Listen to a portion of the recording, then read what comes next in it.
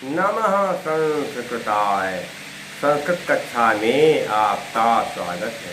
मैं प्रतीत Ram Verma, assistant professor, Shri Gandhi महाविद्यालय, सिधौली, सीतापुर। आज मैं BA भाग 2 के अंतर्गत कठोपनिषद प्रथम अध्याय की तृतीय वल्ली पढ़ाने जा रहा हूँ।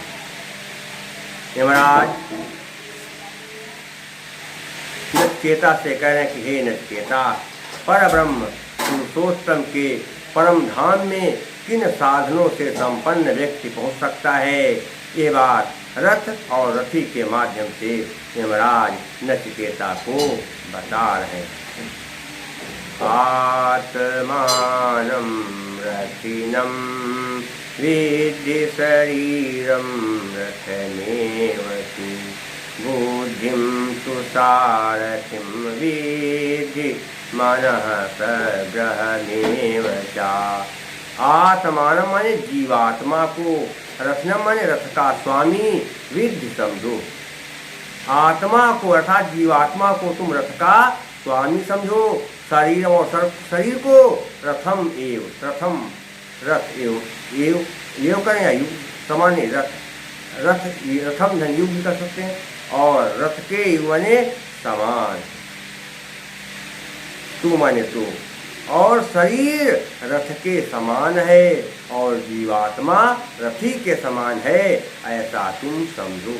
बुद्धिम तु सारथिम, और बुद्धि को सारथी समझो, विद्या समझो। मनः प्रग्रहण, और मन को लगाम के समान समझो।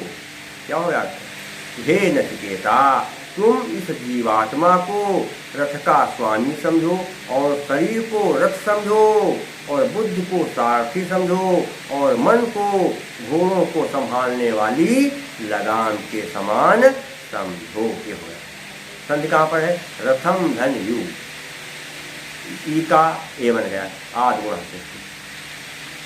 अगला देखिए क्या है, समास कहाँ पर क्या है कि शरीरम रथम, शरीर ही रथ है, तो शरीरम एव रथम, रूपक कर्म धारय समास। मनः प्रग्रहम क्या होगा? मनः एव प्रग्रहम, रूपक कर्म धारय समास। और इसके अलावा आत्मा में कौन सा प्रत्यय? फिर प्रत्यय। रथी में इन्हीं प्रत्यय है, मनः में घई प्रत्यय। ये हो गया। अलंकार कौन सा है? रूपक अलंकार है। तद्रूपकं भेदो उपमानोपमेयो, मन में रस का आरोप कर दिया गया है, और मन में लगाम का आरोप कर दिया गया है, और शरीर में रस का, शरीर में रस का और मन में लगाम का आरोप कर दिया गया, इसलिए रूपक अलंकार है। और जगती छंद है, प्रसाद गुण रीति है। आगे हम राज कर सकते हैं। हे नचिकेता, इंद्रियाणि हयानाहुर विषयाम तेषु गोचरान् आत्मेन्द्रिय मनोयुक्तं भोक्तेत्याहुर्मनीषुरः। इंद्रियों को हयान में घोड़े, आहु माने कहते हैं। इंद्रियों को घोड़े कहते हैं कौन? विद्वान लोग। आहुर मनीषण, आहु धन विषया, आहु धन विषया, विषयान, आहु धन विषयाम क्या है? ऊ के बाद विषय, उसके बाद वाह, इसलिए सहस्त्र के नियम से विषय कारा बन गया। फिर क्या है? गोच, तेज माने उनमें, विषयाम विषयों में, तेज उनमें, गोचरान विचरण करने का रास्ता या मार्ग। इंद्रियों को घोड़े कहते हैं, और विषयों को विषयों को घोड़ों के विचरण करने का मार्ग कहते हैं, अर्थात विषयों में घोड़े घूमते हैं। क्या? इंद्रियां जो है सारे विषयों में ही भ्रमण करती रहती हैं। जैसे क्या है? शब्द है, कहाँ होता है? कान में। कान हमेशा चाहते हैं कि हमको अच्छे शब्द सुनने को मिले, जिस शब्दों को सुनने में हमें आनंद आए, वो शब्द हमेशा हमको सुनने को मिले। इस पर त्वचा हमेशा चाहती है कि हमको वो चीज़ें छूने को मिले, स्पर्श करने को मिले, इसमें मुझको आनंद आए, मजा आए। सबसे रूप होता है आँख में। आँख हमेशा चाहती है कि हमको हमारी मन चाहे सुंदर वस्तु हमेशा हमको देखने को मिले, ऐसी वस्तुएं देखने को मिले जिसमें हम पलक भी न मारे। सब इसका रूप। रस, जिह्वा, रस चाहती है कि हमेशा खट्टे मीठे नमकीन कसैले कड़वे सब चाहती कि दुनिया भर के हमको रस हमेशा खाने को मिले पीने को मिले, जिससे मजा आए आनंद आए। तो क्या गंध नाक का निगंध होती है, तो हमेशा नाक का चाहती कि हमको अच्छी अच्छी गंध सूंघने को मिले। ये क्या है विषय। तो इंद्रियों को घोड़े कहते हैं और विषयों को घोड़ों के विचरण करने का मार्ग कहते हैं, अर्थात घोड़े उन्हीं विषयों में घूमते रहते हैं। आत्मेंद्रिय की मनोयुक्त शरीर इंद्रिय और मन इन सब के साथ रहने वाले जीवात्मा को भोक्ते भोक्ता भोक्ता भोग करने वाला इसमें कहते ऐसा आहु माने कहते हैं मनीषा विद्वान। और शरीर इंद्रिय और मन, शरीर इंद्रिय और मन, शरीर इंद्रिय और मन इन सब के साथ रहने वाले जीवात्मा को विषयों का भोक्ता कर। शरीर इंद्रिय और मन इन सब के साथ रहने वाले जीवात्मा को भोक्ता कहते। कौन लोग कहते हैं? विद्वान लोग कहते हैं। पूरा क्या हो गया कि इंद्रियों को घोड़े कहते हैं और विषयों को उन घोड़ों के विचरण करने का मार्ग कहते हैं, अर्थात घोड़े उन्हीं विषयों में विचरण करते रहते हैं। शरीर इंद्रिय और मन से युक्त आत्मा ही सारे विषयों का भोग करता है, भोगता है।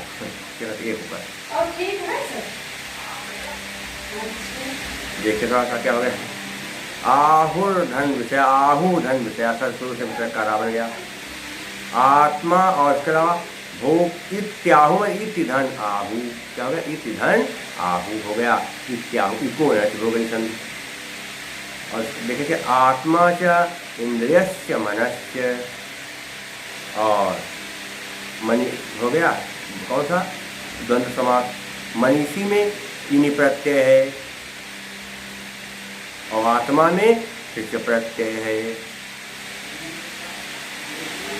और अलंकार कौन सा हो गया? यहाँ पर विरूपक अलंकार तद्रूपकम भेदो उपमानोपमेयो और जगती छंद प्रसाद गुण वगैरह भी रीति है।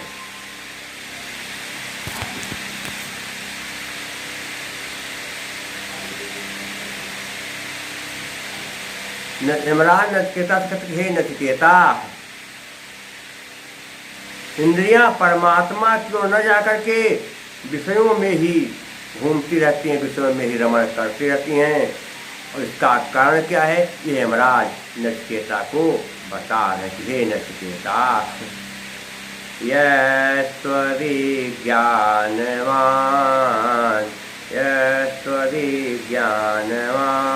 भवत्युक्तेन मनसा सदा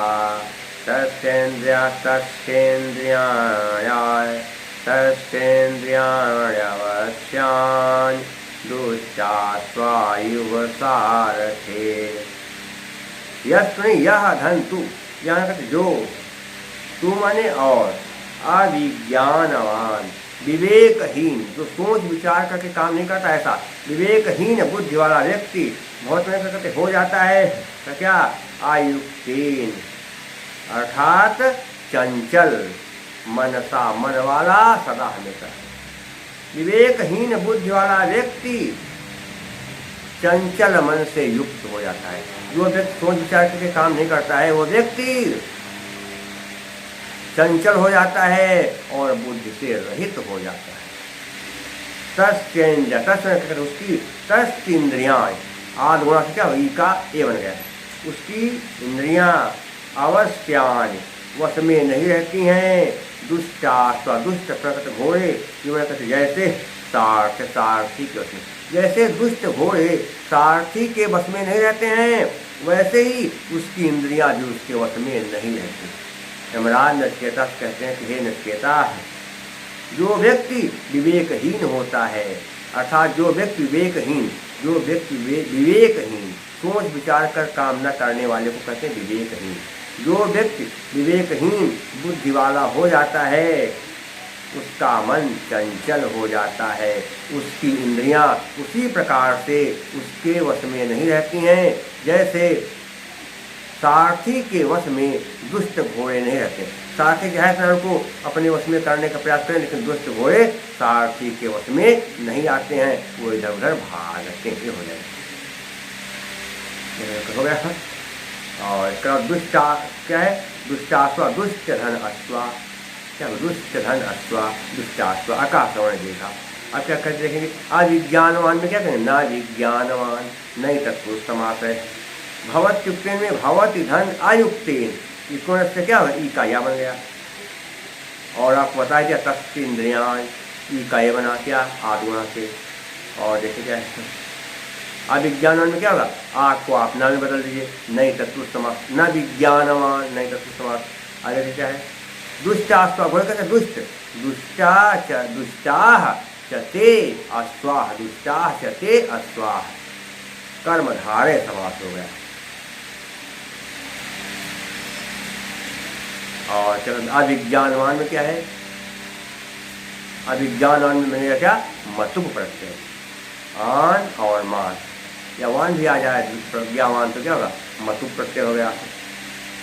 और इसके अलावा मन में घई प्रत्यय है। इसके अलावा यू लगा है समान, मन कैसा हो जाता है? दुष्ट घोड़ों के समान। इसलिए क्या हो गया? प्रसपुटम सुंदरम सामुपेत्य विधीयते, और जगती छंद है। कौन सा छंद हो गया? जगती छंद है। प्रसाद गुण वैदर्भी रीत। अगला देखिए क्या है? स्वयं सावधान रह करके, स्वयं सावधान रह करके अपनी बुद्धि को विवेकशील बनाने का व्यक्ति को प्रयास करना चाहिए। कैसे? यस्तु विज्ञानवान भवति युक्तेन मनसा सदा तस्तेन्द्रियाणि वश्यान् सदस्वायुव सारथे। यह हमारे जो तू मैंने तो विसर्जनीय साके में क्या हो गया? विसर्ग का सामने जो तू मैंने, और विज्ञान हमारे विवेक युक्त, विवेकी पुरुष, विवेकी बहुत में कहते हो जाता है, युक्तेन वश में किए हुए, मनसा मन से संपन्न, सदा माने हमेशा। विवेकशील व्यक्ति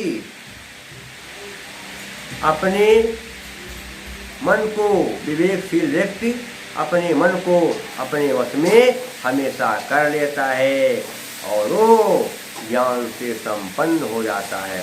तस्तेन्द्रियां, उसकी इंद्रियां वश्यान वश में हो जाती हैं। क्या? सदस्वा, अच्छे गुणों के समान, सारथी में सारथी के। जो व्यक्ति विवेकी होता है, जो व्यक्ति विवेकी होता है, सोच विचार कर काम करता है, उसका मन हमेशा के लिए उसके वश में हो जाता है और उसकी इंद्रियां भी उसी प्रकार से उसके वश में हो जाती हैं जैसे अच्छे घोड़े, जैसे अच्छे घोड़े सारथी के वश में हो जाते हैं। ये हो तस्त इंद्रियाण में तस्त धन इंद्रियाण, तस्त इंद्रियाण आदगुणा का ये बन गया। सदस्वा में सत अस्वा साकादावना से झलाम जसो अंते से बन गया है। और इसके अलावा क्या करेंगे? देखिए थोड़ा सा, सदस्वा सताह चते अस्वा, कर्मधारय समास हो गया। विज्ञानवान में मतु प्रत्यय हो गया, मन में घई प्रत्यय हो गया। अलंकार कौन सा? वही प्रसफुटम सुंदरम सामिपेत्य विधीयते, ये हो गया। कौन सा? उपमा अलंकार है। कौन सा अलंकार? उपमा अलंकार। प्रसाद गुण वैदर्भी भी। अगर क्या? यस्त्वविज्ञानवान् भवति मनस्कः सदा शुचिः न सा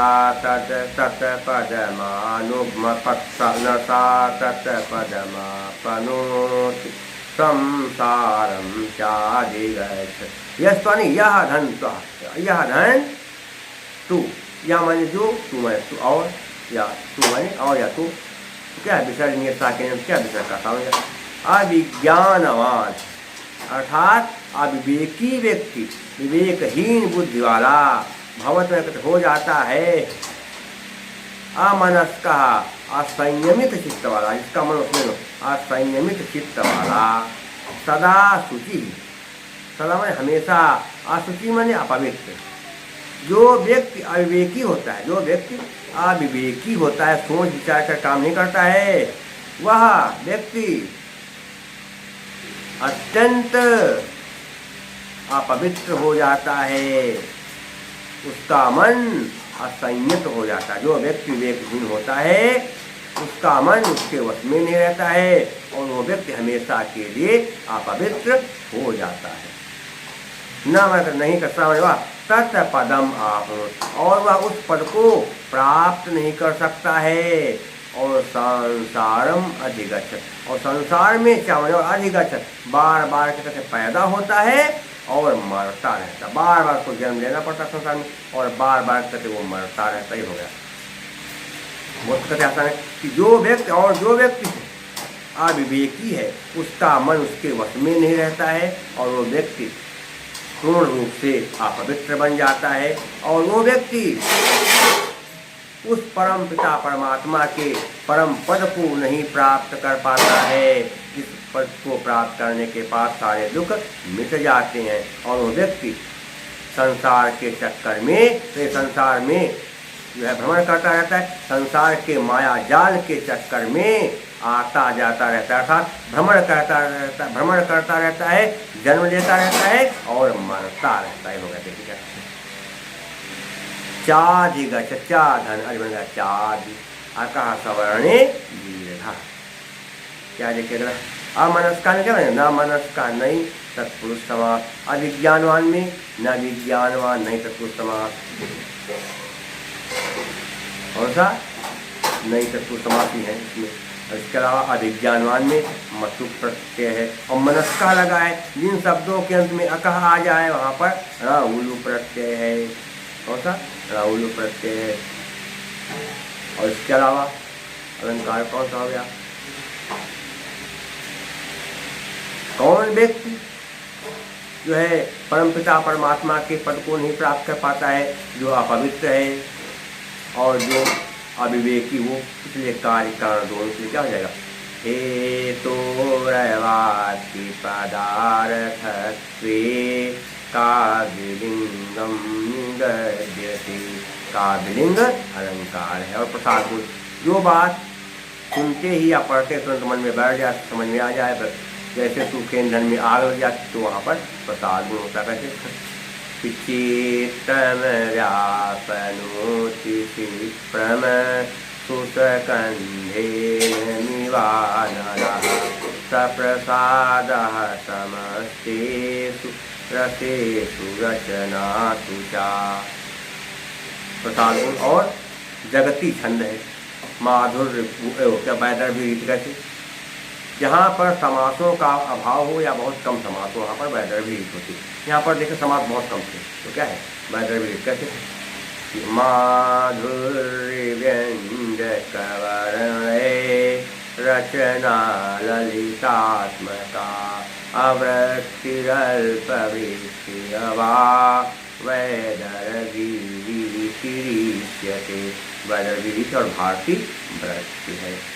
शेष मैं आपको अगले अंक में पढ़ाऊंगा। तब तक के लिए नमः संस्कृताय।